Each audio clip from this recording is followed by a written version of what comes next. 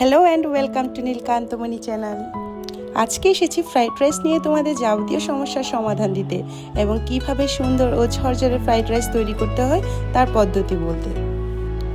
অনেকেরই ধারণা fried rice রান্না করতে গেলে নিচে লেগে যায় কিংবা ভাতটা ঝরঝরে হয় না অথবা টেস্টটা তেমন ভালো আসে না। তাই আমার এই আজকের ভিডিওটা দেখলে আশা করি আপনাদের সব সন্দেহ দূর হয়ে যাবে। চলুন তাহলে শুরু করা যাক। প্রথমে একটি বড় পাত্রে নিয়ে নিচ্ছি পরিমাণ মতো পানি, আর তাতে দিয়ে দিব 2 চা চামচ সয়াবিন তেল।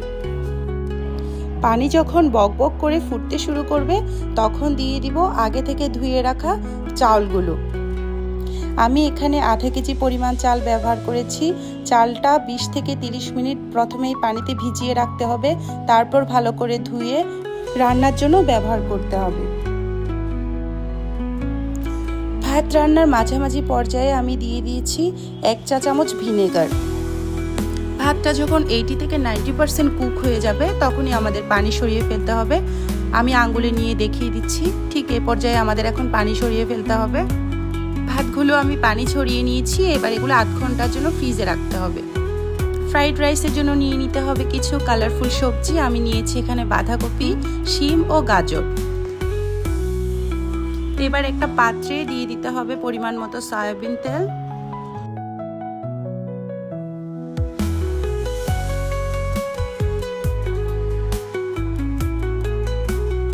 গরম তেলে দিয়ে দিচ্ছি শিম ও গাজর।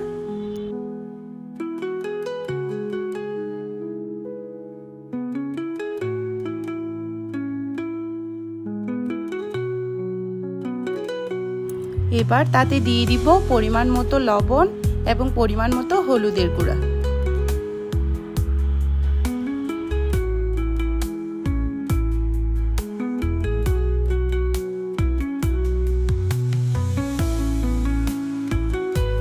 এবার একটু নেড়ে চেড়ে ঢাকনা দিয়ে বন্ধ করে রাখবো।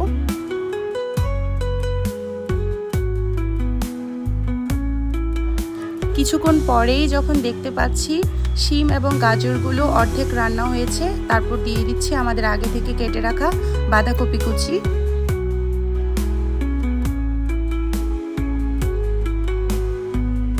এবার সবগুলো উপকরণ আবারও একটু নেড়ে চেড়ে দিতে হবে।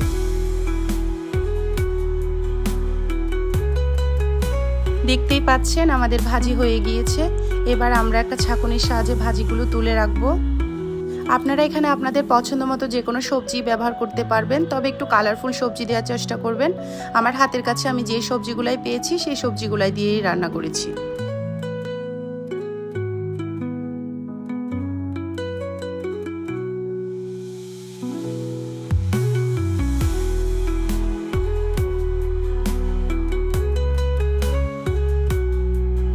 এবার কড়াইয়ে দিয়ে দিব আবারও পরিমাণ মতো সয়াবিন তেল। আমি দুটো ডিম ভেঙে তেলে দিয়ে দিচ্ছি।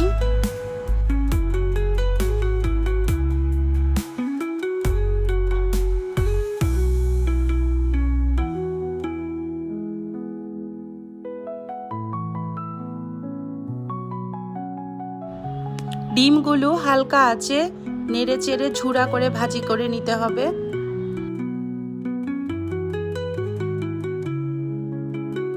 ঠিক এভাবেই ডিম ভাজিগুলো হয়ে গেলে আমরা একটা ছাঁকুনির সাহায্যে ডিম ভাজিগুলো তুলে রাখবো।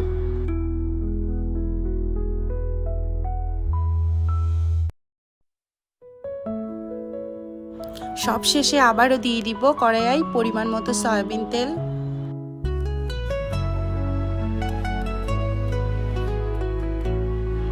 তেল হালকা গরম হলেই তাতে দিয়ে দিচ্ছি তেজপাতা, এলাচ ও দারচিনি।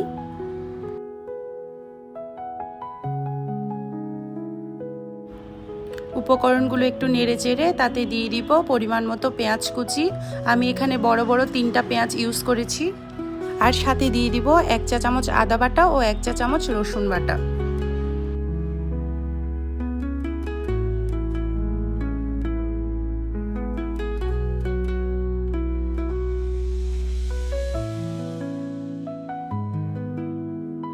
এবার সবগুলো হালকা আঁচে ভালো করে ভেজে নিতে হবে, যাতে করে মশলার কাঁচা গন্ধটা না থাকে। মশলাগুলো কষানো হয়ে গিয়েছে। এবার নর্মাল ফ্রিজ থেকে বের করে রাখা ভাতগুলো নিয়ে আমরা কড়াইয়ে দিয়ে দিব। ভাতগুলো ফ্রিজে রাখার কারণে অনেকটাই শক্ত, ঠান্ডা এবং ঝরঝরে হয়ে আছে। দিয়ে দিতে হবে পরিমাণ মতো লবণ এবং পরিমাণ মতো চিনি। আমি এখানে 2 চা চামচ চিনি ব্যবহার করেছি। দিয়ে দিচ্ছি কিছুটা পরিমাণ টমেটো সস। এবার দিয়ে দিচ্ছি ভেজে রাখা সবজিগুলো।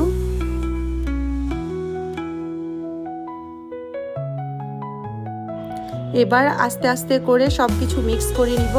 এই সময় চুলার আঁচ একেবারেই লোতে রাখতে হবে। যারা ইন্ডাকশন কুকার ইউজ করেন তারা এই ক্ষেত্রে চুলার আঁচ 200-এ রাখবেন।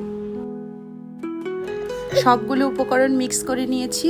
এবার এতে দিয়ে দিব 2 চা চামচ গোলমরিচের গুঁড়ো। আমি এখানে কিছু আলু বকরা ও কিছু কিশমিশ ইউজ করছি, যেগুলো আমি আগে পানিতে ভিজিয়ে রেখেছিলাম।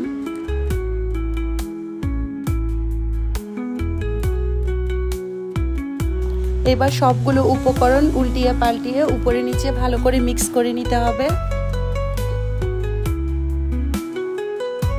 এরপর কিছুক্ষণের জন্য ঢাকনা অফ করে দিতে হবে।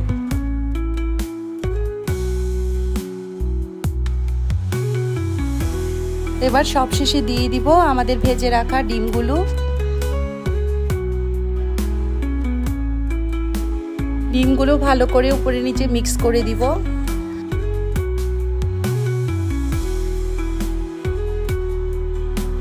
এক্ষেত্রে আমি যেভাবে দেখাচ্ছি সেভাবেই খুব ধীরে সুস্থে উপর থেকে নিচে ভাতগুলো সব মিক্স করে দিবেন।